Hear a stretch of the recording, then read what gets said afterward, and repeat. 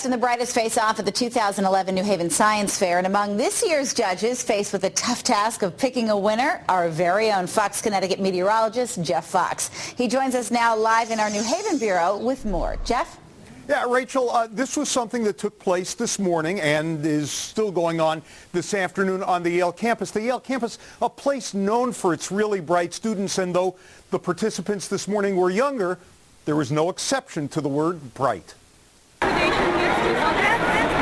With nearly 300 projects being shown by 600 students, this is the New Haven Science Fair. Take a good look. There might be a superstar of physics or chemistry or mechanical engineering in this group just waiting to be discovered. Here's the sneaky truth.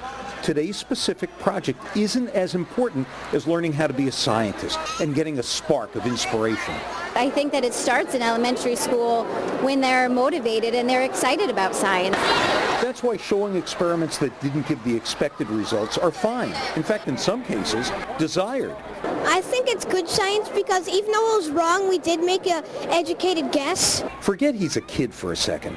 He's talking like a scientist. I think what they get is the sort of the empirical nature of science and how to do it and how to conduct it. And what they get is how they should start thinking about hypotheses. Along with reporting this story, I was part of the science fair, a judge. You want to know the problem as a judge? It's making a separation and a judgment when you've got first graders, second graders, middle school, high school students, all working on different projects on different subjects with different levels of expertise. There will be awards given. That's nice, but that's not what this is all about. Today is a day to understand the scientific process and explore.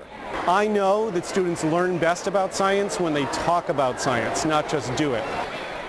Rachel, I can't emphasize this enough. What a first grader, second grader, even a high school student does as far as a project is not really as important as learning the process of being a scientist, of discovering, of using empirical evidence to decide if a hypothesis works or not, and then understanding how to go from there. And that's what these kids were learning today at Yale.